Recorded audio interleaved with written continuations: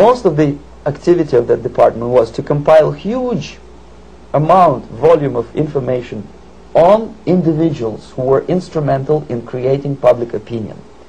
Publishers, editors, journalists, actors, educationalists, professors of political science, members of parliament, representatives of business circles.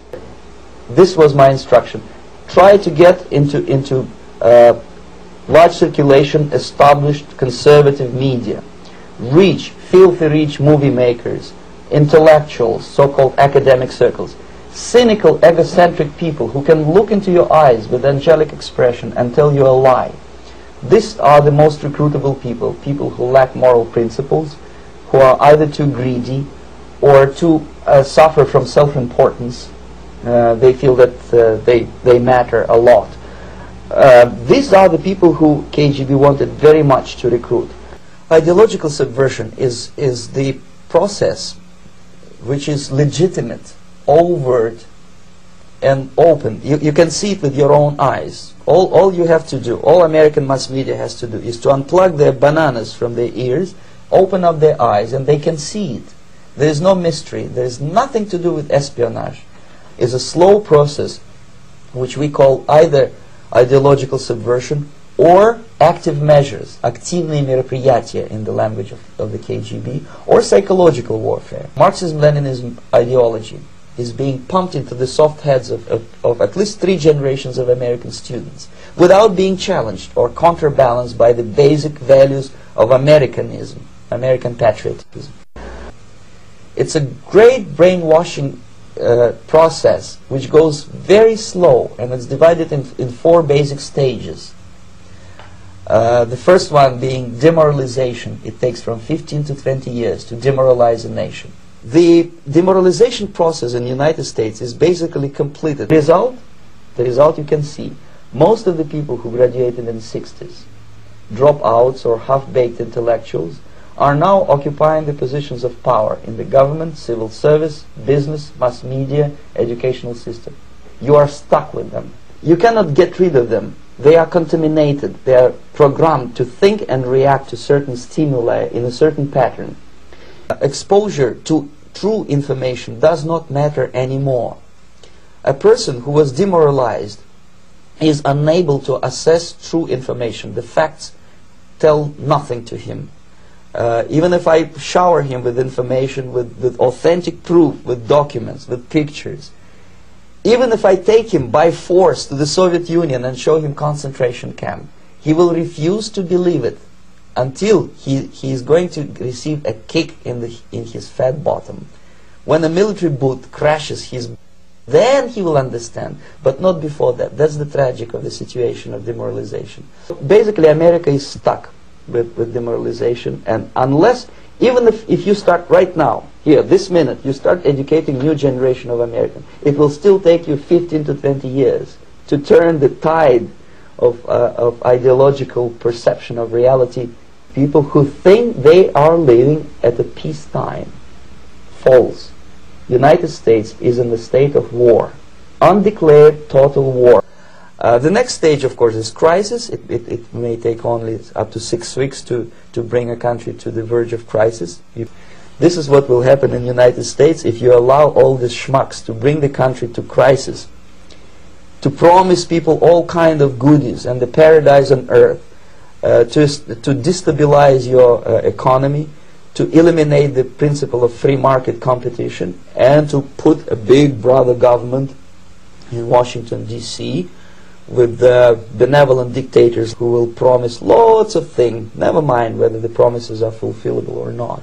He will go to Moscow to kiss the bottoms of new generation of Soviet assassins, never mind. He will create false illusions that the situation is under control. Situation is not under control. Situation is disgustingly out of control. After crisis, with a violent change of power, structure and economy, you have so-called the period of normalization. It may last indefinitely. The next stage is destabilization. This time, subverter does not care about your ideas and the patterns of your consumption. Whether you eat junk food and get fat and flabby, doesn't matter anymore. In the small town of Hue in South Vietnam, several thousands of Vietnamese were executed in one night when the city was captured by Viet Cong for only 2 days. And American CIA could never figure out how could possibly communists know each individual, where he lives, where to get him, and would be arrested in one night, basically in some 4 hours before dawn, put on a van, taken out of the city limits and shot. The answer is very simple. Long before communists occupied the city, there was extensive network of informers, local Vietnamese citizens, who knew absolutely everything about people who are instrumental in public opinion, including barbers and taxi drivers. Everyone who was sympathetic to the United States was executed. Same thing was done under the guidance of the Soviet embassy in Hanoi, and same thing I was doing in New Delhi. And that's what happened in Nicaragua. It happened in Grenada. Same happened in Afghanistan. Same happened in Bangladesh. It's the same pattern everywhere. The moment they serve their purpose, all the useful idiots are either be executed entirely, all the idealistically minded Marxists, or exiled or put in prisons, like in Cuba. Many former Marxists are in Cuba. Because, you see, the useful idiots, the leftists who are idealistically believing in the beauty of Soviet socialist or communist or whatever system, when they get disillusioned, they become the worst enemies. That's why my KGB instructors specifically made a point: never bother with leftists. Forget about these political prostitutes. The psychological shock when they will see in future what the beautiful society of equality and social justice means in practice, obviously they will revolt. They will be very unhappy, frustrated people, and the Marxist-Leninist regime does not tolerate these people. They will join the links of dissenters, dissidents. Unlike in present United States, there will be no place for dissent in future Marxist-Leninist America.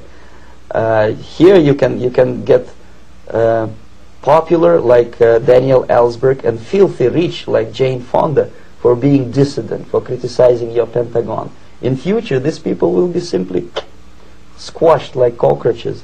Nobody is going to pay them nothing for their beautiful, noble ideas of equality. But to eliminate the others, to execute the others, don't they serve some purpose? Wouldn't they be the ones they rely on? They serve purpose only at the stage of destabilization of a nation. For example, your leftists in the United States, all these professors and all these beautiful civil rights defenders, they are instrumental in the process of the subversion only to destabilize the nation. When their job is completed, they are not needed anymore. They know too much. Some of them, when they get disillusioned, when they see that Marxist-Leninists come to power, obviously they get offended. They think that they will come to power. That will never happen, of course. They will be lined up against the wall and shot. You have literally several years to live on unless the United States wake up. The time bomb is ticking. That every second the disaster is coming closer and closer. Unlike myself, you will have nowhere to defect to, unless you want to live in Antarctica with penguins. This is it. This is the last country of freedom and possibility. If people will fail to grasp the impending danger of that development, nothing ever can help United States. You may kiss goodbye to your freedom, including freedoms to homosexuals, to prison inmate. All this freedom will vanish, evaporate in 5 seconds, including your precious lives. The moment at least part of the United States population is convinced that the danger is real, they have to force their government. And I'm not talking about sending letters, signing petitions, and all this beautiful, noble activity. I'm talking about forcing United States government to stop aiding communism.